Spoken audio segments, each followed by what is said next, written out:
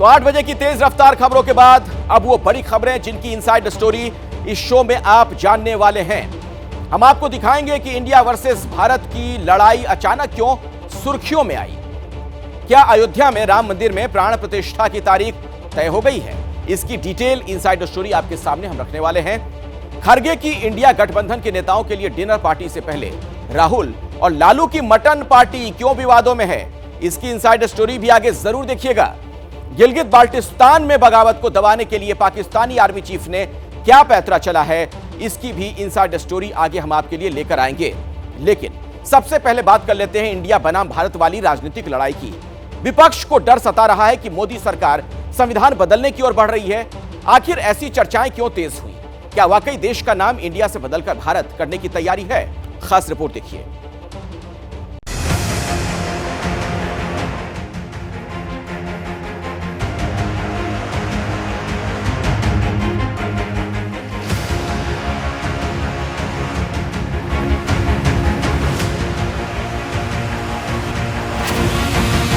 India अर्थात भारत, देश के संविधान के अनुच्छेद 1 में ये जो लिखा है, क्या अब वो बदलने वाला है?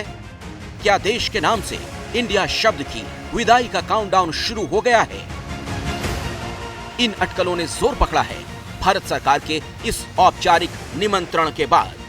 दिल्ली में होने जा रहे G20 देशों के शिखर सम्मेलन के दौरान राष्ट्रपति की तरफ से जो डिनर का न्योता भेजा गया, उसमें इस बार प्रेसिडेंट ऑफ इंडिया की जगह प्रेसिडेंट ऑफ भारत लिखा गया है। इस इनविटेशन कार्ड के पब्लिक प्लेटफॉर्म पर आते ही इंडिया बनाम भारत की नई बहस छिड़ गई। सोशल मीडिया पर नामी गिरामी लोग भारत भारत करने लगे। आपको बाबा साहब से इतनी नफरत क्यों है? जो उन्होंने संविधान में लिख दिया, पहली धारा के रूप में लिख दिया, आप उसको बदलना चाहते हैं? भारत की पहचान भारत से है। हमें नहीं पता था कि भाजपा वाले इतने कमजोर लोग हैं, इतनी जल्दी परेशान। भारत लिखने पर क्या दिक्कत है आपको क्यों शर्म आ रही है? वैसे मोदी जी, हम लोग ना इंडिया वाले नाक से सांस लेते हैं, मुंह से खाना खाते हैं। अब आप क्या करोगे? बदल दोगे? ये भी हंस रहा है पूरा देश। पहली बार है जब राष्ट्रपति की ओर से जारी किए गए किसी निमंत्रण पत्र में प्रेसिडेंट ऑफ इंडिया की जगह में प्रेसिडेंट ऑफ भारत लिखा गया है। ऐसे में ये जानना जरूरी है कि आखिर संविधान में लिखा क्या है। संविधान की प्रस्तावना में अंग्रेजी में लिखा है we the people of India, Hindi में लिखा है हम भारत के लोग। संविधान के अनुच्छेद 1 में अंग्रेजी में लिखा है India that is Bharat, Hindi में लिखा है इंडिया अर्थात भारत, जबकि सरकारी आदेश में अंग्रेजी में लिखा जाता है गवर्नमेंट ऑफ इंडिया और हिंदी में भारत सरकार। इंडिया हो या भारत, संविधान के मुताबिक दोनों का मतलब एक ही है। लेकिन अब लग रहा है कि देश के नाम से इंडिया शब्द की विदाई हो सकती है।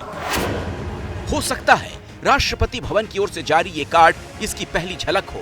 वैसे राष्ट्रपति भवन की ओर से जारी होने वाले निमंत्रण पत्र में 3 हफ्ते में ही ये बड़ा बदलाव आया है। अभी 15 अगस्त को राष्ट्रपति की ओर से खास मेहमानों को जो एट होम का निमंत्रण भेजा गया, उसमें अंग्रेजी में प्रेसिडेंट ऑफ इंडिया लिखा था। अब 3 हफ्ते में ही वो प्रेसिडेंट ऑफ भारत कर दिया गया है। ऐसा कहा जा रहा है, इसलिए किया जा रहा है क्योंकि इंडिया नाम का कई सारी पार्टियों का एक अलायंस बना है जिसका नाम इंडिया है। तो अगर किसी पार्टियों का अलायंस इंडिया बन जाता है तो वो देश का नाम बदल देंगे। कल मान लीजिए इस इंडिया अलायंस ने अपना नाम बदल के भारत रख लिया, तो फिर भारत भी बदल देंगे। ये क्या मजाक है? मेरा देश का नाम पहले भी भारत था, आज भी भारत है और कल भी भारत रहेगा। इसमें कांग्रेस को क्या प्रॉब्लम है मुझे नहीं मालूम, वो ही बताएं, और अगर प्रॉब्लम है उसका इलाज वही ढूंढे।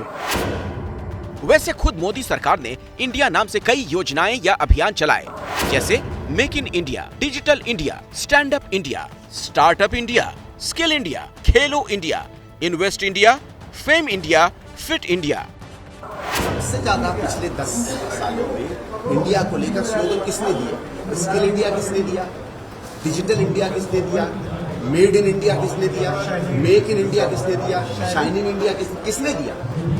इंडिया अलायंस ने दिया या नरेंद्र मोदी ने दिया? तो सबसे पहले अपने प्रधानमंत्री को पढ़ा दो ना। अगर आपको लगता है कि इंडिया शब्द गुलामी का प्रतीक है, तो गुलामी के प्रतीक के साथ सबसे ज्यादा तो हमारा प्रधानमंत्री खड़ा दिख रहा है। दास्ता के प्रतीक के शब्द का सबसे ज्यादा अगर भजन कोई करता है तो नरेंद्र मोदी। मोदी सरकार की कई योजनाओं में इंडिया है, लेकिन जब से विपक्ष के गठबंधन ने अपने गठबंधन को शॉर्ट फॉर्म में इंडिया कहना शुरू किया, तब से पूरी बीजेपी इंडिया के पीछे पड़ी है।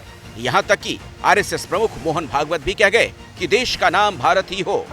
देश है, उसका नाम भारत है, तो दुनिया में कहीं भी जाएगा तो वो भारत ही रहना चाहिए। तो हम बोलने में, लिखने में सर्वत्र भारत कहे।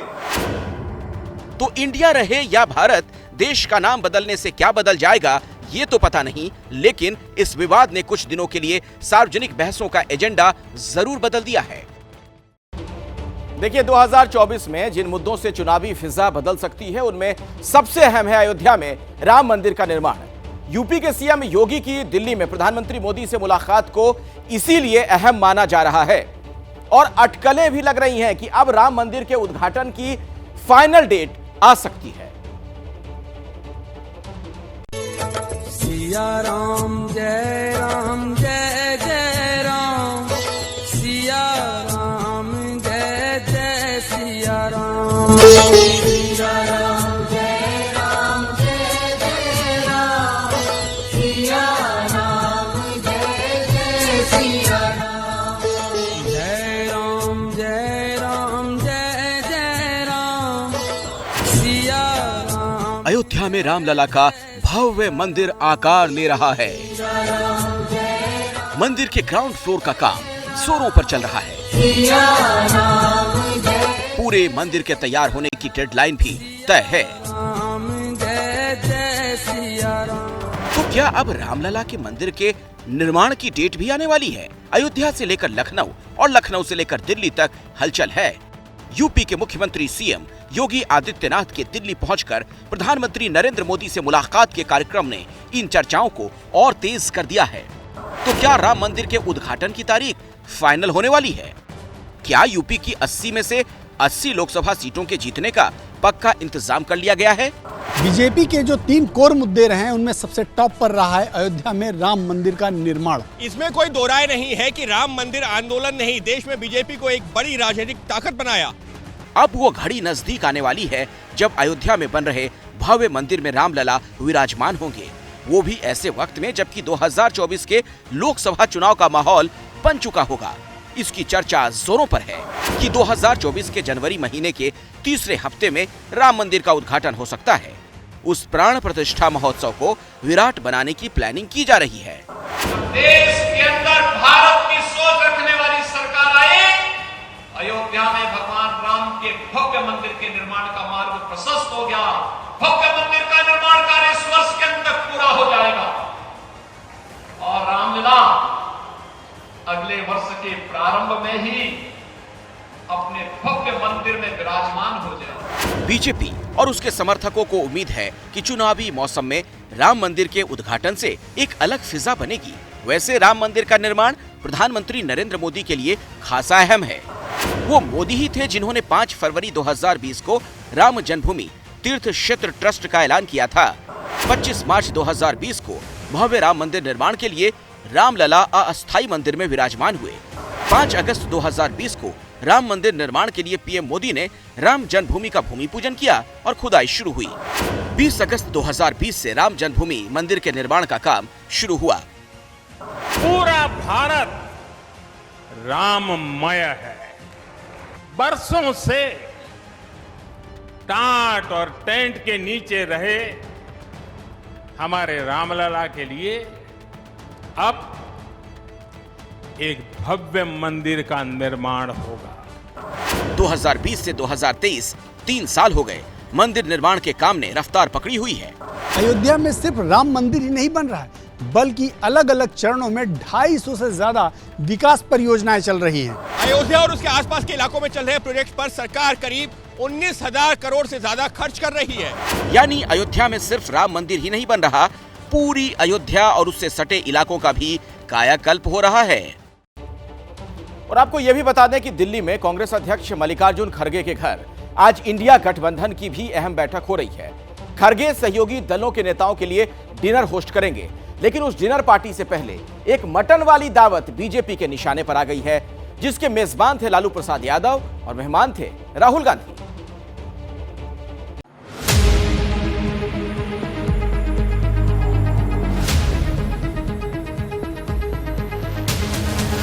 इसमें और राजनीति में क्या फर्क है? राजनीतिक मसाला क्या होता है? हमारे लिए आपका क्या सुझाव है? नफरत को मिटा दो, मोहब्बत की दुकान खोले। हाँ, स्वाद है, सियासत की चर्चा है और है विवाद। ये तस्वीरें इसी साल 4 अगस्त की हैं, जब राहुल गांधी मीसा भारती के घर लालू यादव से मिलने पहुंचे थे। आइए, स्वागत है, बधाई, सबसे खुशी का दिन आ गया। मौका वाकई खुशी का था। राहुल को मोदी सड़ने वाले केस में कोर्ट से राहत मिली थी, उनकी संसद सदस्यता बहाल हुई थी। इस खुशी को सेलिब्रेट करने का पूरा इंतजाम था। लालू के घर मटन पार्टी थी। राजनीति में अलग अलग समीकरणों को जोड़कर सत्ता का स्वाद चखने वाले लालू के घर राहुल मशहूर चंपारण मटन का स्वाद चखने और मटन बनाने की कला सीखने पहुंचे थे। लालू जी मतलब चैंपियन है इस चीज के, तो मैंने देखा मैं भी सीख लेता हूँ थोड़ा। राहुल गांधी ने मटन पार्टी का ये वीडियो 2 सितंबर को अपने एक्स हैंडल से पोस्ट किया। उसी दिन इसे राहुल गांधी के YouTube चैनल पर अपलोड भी किया गया। 7 मिनट के इस वीडियो में सिर्फ मटन पार्टी नहीं है, मटन पार्टी के बहाने सियासी चर्चा भी है। इसमें और राजनीति में क्या फर्क है? उसमें भी आप सब मिक्स कर देते हो। सब विदाउट मिक्सिंग राजनीति हो ही नहीं सकता। वीडियो में राहुल ने लालू से सिर्फ मटन बनाने की रेसिपी नहीं सीखी, लालू की उस सीक्रेट रेसिपी के बारे में भी जाना, जिसकी बदौलत लालू करीब 4 दशक से बिहार की राजनीति का एक सिरा बने हुए हैं। क्या होता है? राजनीतिक मसाला होता है कि संघर्ष करिए, कहीं अन्याय देख रहे हैं तो उसके खिलाफ लड़ाई लड़िए। हमारे लिए आपका क्या सुझाव है? जो नेक्स्ट जनरेशन के नेता हैं राजनीति में, आपसे क्या सीख सकते हैं? मेरी राय ये है कि आपके माता पिता दादा दादी ने जो देश को नया राह दिया था, नया राह सिखाया था, अच्छे पद पर रखा था, उसे भूलना नहीं। लालू यादव के घर मटन पार्टी के वीडियो के कारण लालू यादव और राहुल गांधी अब विरोधियों के निशाने पर हैं। लालू प्रसाद यादव ने एक बार ये कहकर मांसाहार छोड़ दिया था कि भगवान शिव ने खुद उन्हें मांसाहार छोड़ने को कहा है। और भगवान शिव के कारण ही लालू और राहुल की मटन पार्टी विवादों में है। 4 अगस्त को जब राहुल लालू के घर पहुंचे थे, तब सावन का पवित्र महीना चल रहा था। सावन यानी भगवान शिव का महीना। राहुल खुद को शिव भक्त बताते रहे। सावन के महीने में मांसाहार वर्जित है। ऐसे में मटन पार्टी का वीडियो सामने आने के बाद दोनों नेता निशाने पर आ गए। उनसे क्या अपेक्षा कर रहे हैं? उनसे कोई सावन में शाकाहारी चीज का अपेक्षा कर सकते हैं? नकली जनेऊ कोई पहन सकता है, संस्कार कहाँ होगा, संस्कृति कहाँ है? लालू यादव जी से आप और क्या उम्मीद रखते हो कि मटन बनाने के अलावा क्या राष्ट्र बनाना सिखाएंगे? वो कोई संस्कृति या संस्कार सिखाएंगे? वो लालू यादव जी सिर्फ मटन बनाना, चारा खाना यही सिखा सकते हैं। राष्ट्र निर्माण तो माननीय मोदी जी ही बताएंगे। ऐसे लोगों को तो चाहिए कि अपना धर्म का आप सम्मान नहीं करते हैं तो कम से कम इस तरह का कोई काम भी न करें। ऐसे लोग न अपने समाज के होते हैं, न अपने धर्म के होते हैं, और न किसी और जाति का भला कर सकते हैं, न किसी और मजहब का भला कर सकते हैं। विपक्ष के इन सवालों से दूर लालू पत्नी राबड़ी देवी के साथ सोनपुर के बाबा हरिहर नाथ मंदिर में पूजा अर्चना करते दिखे। लेकिन चर्चा सावन में मटन पार्टी की हो रही है। सियासी दावतें अक्सर चर्चा में रहती हैं। डिनर टेबल पर स्वाद के बहाने राजनीतिक विमर्श पर फोकस होता है, लेकिन राहुल लालू की ये मटन पार्टी शुद्ध राजनीतिक वजहों से चर्चा में है। और बात कर लेते हैं पड़ोसी मुल्क पाकिस्तान की, जिसके गिलगिट बाल्टिस्तान में बगावत की आग ऐसे धधक रही है कि पाकिस्तान खंड खंड होने की कगार पर खड़ा है। Pakistani army chief general Munir ने अब बगावत को काबू में करने के लिए एक नया पैंतरा चला है।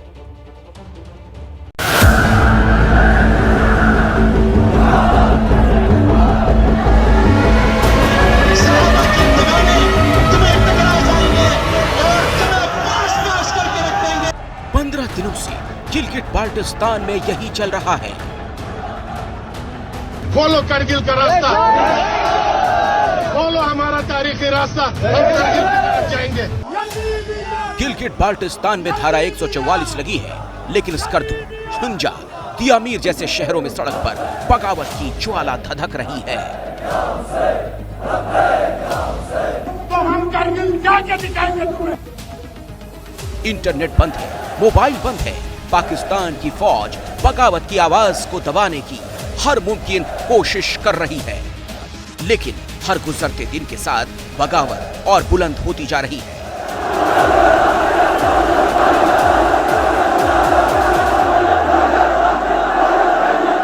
पाकिस्तान में सरकार को कंट्रोल कर रहे army chief general Asim Munir को सूझ नहीं रहा कि आखिर कैसे गिलगिट बाल्टिस्तान में बगावत को काबू किया जा सके। गिलगिट बाल्टिस्तान के लोगों में पाकिस्तान को लेकर इतनी नफरत भर गई है कि पाकिस्तान समर्थक माने जाने वाले पूर्व सीएम खुर्शीद खान के काफिले को निशाना बनाया गया।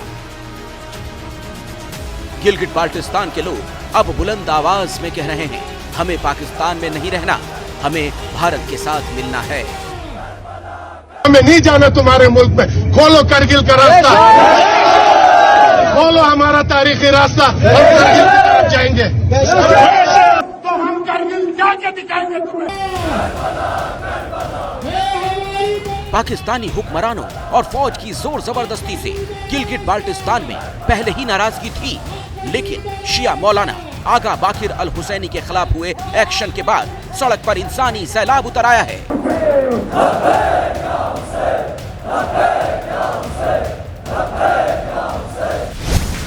गिलगिट बाल्टिस्तान की आबादी लगभग 20 लाख है।